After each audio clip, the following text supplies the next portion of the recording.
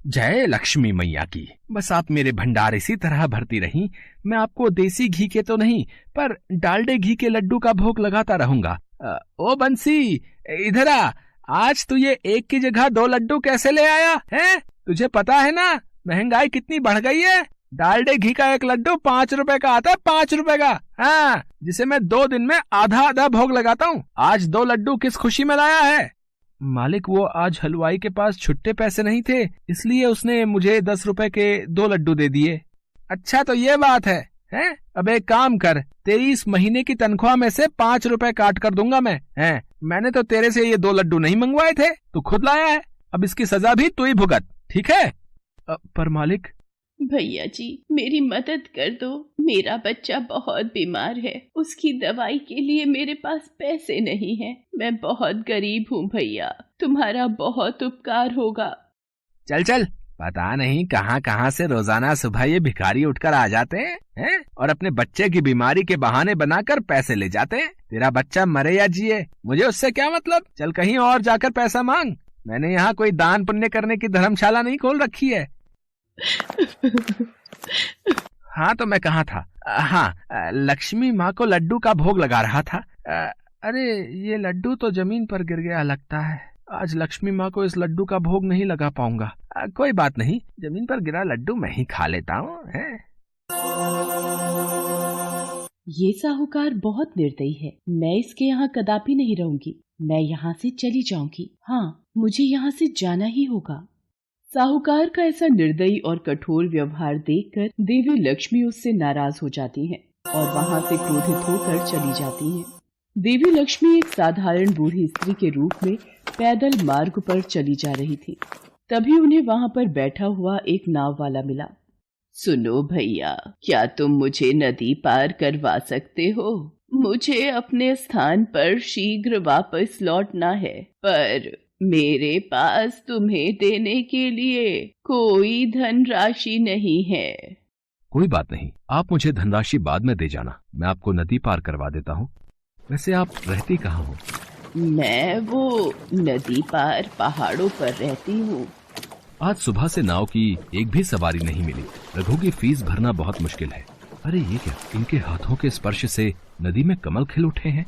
नाव वाला ये देखकर हैरान रह जाता है कि बूढ़ी स्त्री के हाथों के स्पर्श से नदी के जल में कमल खिलाए हैं।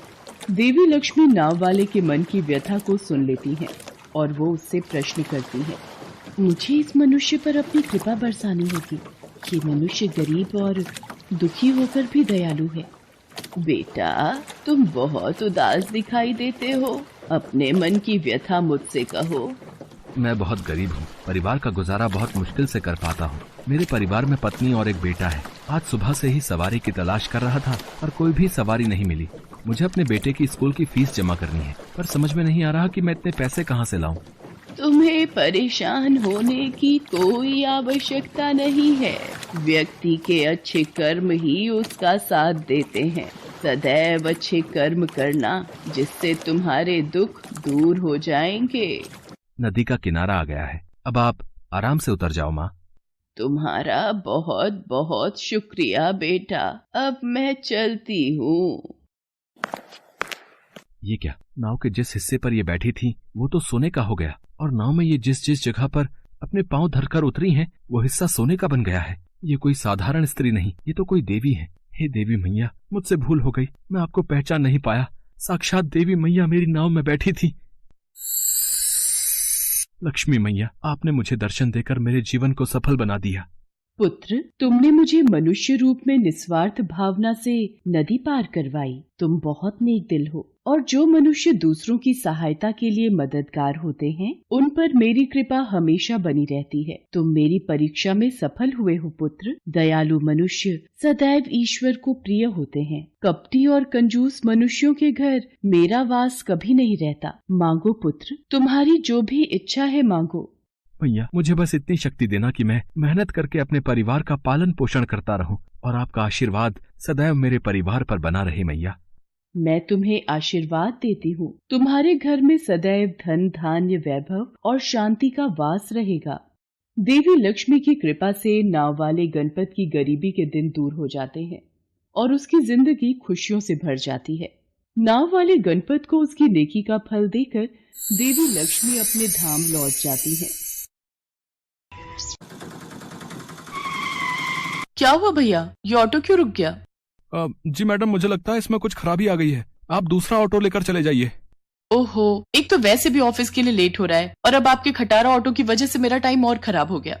इंदौर शहर में रहने वाला किशोर एक ऑटो चालक था। हर रोज सुबह अपना ऑटो लेकर वो ऑटो स्टैंड पर आ जाया करता था। सारा दिन ऑटो स्टैंड पर बैठकर किशोर सवारियों का इंतजार करता था, लेकिन उसके ऑटो में मुश्किल से 3-4 सवारी ही बैठती थी, जिसका कारण था उसका पुराना और खटारा ऑटो। दिन पर दिन उसे कम सवारियां मिलने से उसका काम धंधा सही से नहीं चल रहा था, जिसकी वजह से किशोर काफी टेंशन में रहता था। न जाने ये सवारियां मेरे ऑटो में क्यों नहीं बैठती, जबकि मैं औरों के मुकाबले किराया भी कम लेता हूँ। इस ऑटो से तो अब घर गृहस्थी चलाना भी मुश्किल हो गया है। किशोर सोच में डूबा ही होता है कि तभी एक महिला सवारी अपने बच्चे को लेकर उसके ऑटो के पास आती है। अरे भैया, मोहन नगर चलोगे क्या? जी बहन जी। तभी वहाँ सुभाष अपना नया ऑटो लेकर आ जाता है और वो महिला अपने बच्चे के साथ सुभाष के नए ऑटो में बैठ जाती है। अरे किशोर भैया, कब तक इस खटारा को चलाते रहोगे? इसकी वजह से तो अब तुम्हें सवारी भी नहीं मिलती। मेरी मानो तो अब एक नया ऑटो निकाल ही लो। और इतना कहकर सुभाष अपनी सवारी लेकर चला जाता है। लेकिन किशोर की आर्थिक स्थिति इतनी अच्छी नहीं थी कि वो नया ऑटो ले पाता। वो तो अपनी घर गृहस्थी बड़ी मुश्किल से चला पा रहा था। किशोर माँ दुर्गा का बहुत बड़ा भक्त था, इसलिए वो मंदिर जाकर दुर्गा माँ से प्रार्थना किया करता था। हे दुर्गे माँ, तुम तो सारे जगत का कल्याण करती हो, मेरा भी कर दो। अपने पुराने ऑटो से तो मैं अपने परिवार का पालन पोषण भी नहीं कर पा रहा हूँ। मेरी मदद करो माँ, मुझे एक नया ऑटो दिलवा दो, मेरी मदद करो। दिन भर की मेहनत से किशोर जितना भी कमा पाता उसमें से 10 रुपए का प्रसाद वो अपने घर जरूर ले जाता। ये उसका रोज का नियम था। किशोर की पत्नी भी माँ दुर्गा की परम भक्त थी। दोनों मिलकर हर शाम दुर्गा माँ की पूजा किया करते थे और उस प्रसाद से माँ को भोग लगाते। जय अम्बे गौरी मैया, जय श्यामा गौरी, तुमको निश दिन ध्यावत हरि ब्रह्मा शिवरी, ओम जय अम्बे गौरी। हे अम्बे माँ, तुम तो दुख हरता हो, हमारे भी दुख दूर करो माँ, हम पर अपनी कृपा करो। एक शाम जब किशोर खाना खा रहा होता है, तभी उसका 8 साल का बेटा गौरव उससे कहता है, बाबा, आप मेरे स्कूल की फीस कब जमा करवाओगे? अभी मेरे पास पैसे नहीं है बेटा, जैसे ही पैसे आएंगे मैं तेरी फीस जमा करवा दूंगा। नहीं बाबा, फीस तो कल ही जमा करवानी है, स्कूल टीचर कह रही थी, नहीं तो तुम्हारा नाम काट दूंगी। गौरव की बात सुनकर किशोर चिंता में पड़ जाता है। अगले दिन सुबह जब किशोर अपना ऑटो साफ कर रहा होता है, तभी ममता उससे कहती है, सुनो जी, 3 दिन बाद नवरात्रि शुरू होने वाले हैं और मेरी इच्छा है कि मैं कंजक का पूजन अपने घर में करूं, कन्याओं को भोग लगाऊं और पूरी श्रद्धा से माता रानी की पूजा अर्चना करूं। क्या पता इस साल माता रानी हमसे प्रसन्न हो जाए और हमारे कष्ट दूर कर दे। बात तो तुम बिल्कुल ठीक कह रही हो ममता, लेकिन तुम तो जानती हो कि मेरा काम मंदा पड़ा हुआ है और नवरात्रि मनाने में कितना खर्चा आएगा। देखो जी, खर्चे की बिल्कुल भी आप चिंता मत करो। हमारी शादी पर जो सोने की अंगूठी आपने मुझे दी थी, उसी को बेचकर हम नवरात्रि पूजन कर लेंगे। ठीक है ममता, दुर्गा माँ की उपासना करने के लिए जो तुम्हें सही लगे वो तुम कर लो। किशोर और ममता आपस में बात कर ही रहे होते हैं कि तभी वहाँ पर किशोर का मकान मालिक सेठ पन्नालाल आ जाता है और वो किशोर से कहता है, चल ला भाई किशोर, मेरा भाड़ा निकाल। पिछले 4 महीने से तू मुझे बेवकूफ बनाया जा रहा है, तू मेरा किराया क्यों नहीं देता रे? आप तो जानते ही हैं मेरा काम मंदा पड़ा हुआ है, खाने पीने के भी लाले पड़े हुए हैं, इसीलिए आपका किराया नहीं दे पा रहा हूँ। हाँ सेठ जी, मेहरबानी करके हमें कुछ दिन की मोहलत और दे दीजिए, हम जल्दी ही आपका सारा किराया भर देंगे। ठीक है ममता, अब भला तुम्हारी बात मैं कैसे टाल सकता हूँ? तुम कहती हो तो मैं 10 दिन की मोहलत और दिए देता हूँ, लेकिन 11वें दिन मुझे अपना पूरा भाड़ा चाहिए, नहीं तो मेरा मकान खाली कर देना। इतना कहकर सेठ पन्नालाल वहाँ से चला जाता है। हे देवी माँ, मेरी सहायता करो, मुझे इन कष्टों से कब छुटकारा दिलवाओगी? मेरी मदद करो माँ। उसके बाद किशोर अपना ऑटो स्टार्ट करके काम के लिए निकल पड़ता है। उधर देवलोक में देव ऋषि नारद दुर्गा माँ से कहते हैं, नारायण नारायण, हे जगत जननी, हे दुर्गा माँ, आपके भक्त किशोर और ममता आपकी दिन रात उपासना करते हैं, सच्चे मन से भक्ति करते हैं, आप पर कितनी श्रद्धा रखते हैं, परंतु फिर भी वो कितने कष्ट भोग रहे हैं, आप उनका उद्धार क्यों नहीं कर रही हैं माता?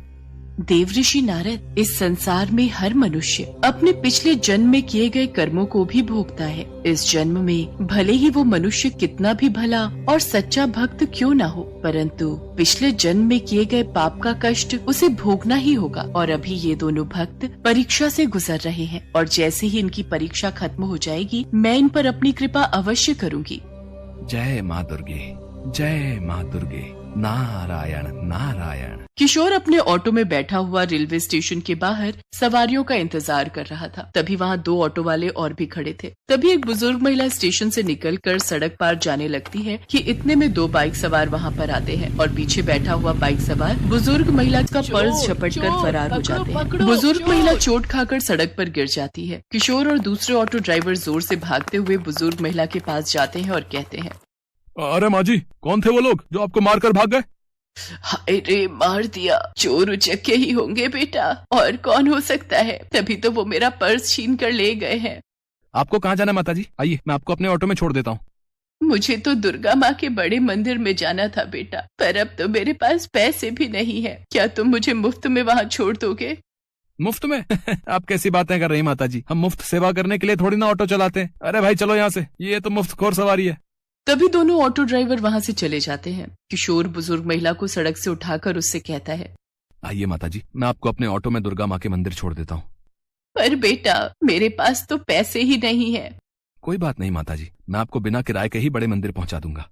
सच बेटा, तुम मुझे बिना किराए के ही छोड़ कर आओगे तो इससे तुम्हारा नुकसान नहीं होगा? अरे नहीं माता जी, मेरा कोई नुकसान नहीं होगा। आप तो मेरी माँ के समान हैं और आपकी मदद करने में मुझे खुशी होगी। अपना हाथ दीजिए माँ जी और चलिए मेरे साथ। किशोर बुजुर्ग महिला को अपने ऑटो में बिठाकर दुर्गे माँ के बड़े मंदिर की ओर निकल पड़ता है और थोड़ी ही देर में मंदिर पहुँचा देता है। लो माँ जी, दुर्गा माँ का मंदिर आ गया। जुग जुग जियो बेटा, सदा खुश रहो। माता रानी तुम्हारी हर मनोकामना पूरी करे।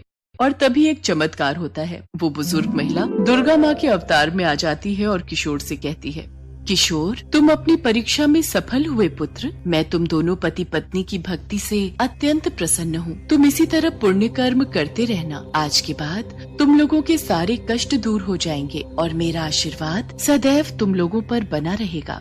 हे माँ दुर्गा, आपने तो अपने दर्शन देकर आज मेरा जीवन धन्य कर दिया माँ। जय माँ दुर्गे, आपकी सदैव जय हो माँ। किशोर को आशीर्वाद देकर माँ दुर्गा अंतर ध्यान हो जाती हैं। इसके बाद किशोर वापस अपने ऑटो की ओर जाता है तो देखता है कि ऑटो की पीछे वाली सीट पर एक बड़ा सा बैग रखा होता है। जैसे ही वो उस बैग को खोलता है तो उसमें ढेर सारे सोने के गहने होते हैं। किशोर समझ जाता है कि ये गहने माता रानी ही उसकी मदद के लिए छोड़ कर गई है। हे दुर्गे माँ, आपने तो एक बार में मेरे ऑटो में बैठते ही मुझे माला माल कर दिया। आप धन्य हो। जय माँ दुर्गे, जय माँ दुर्गे।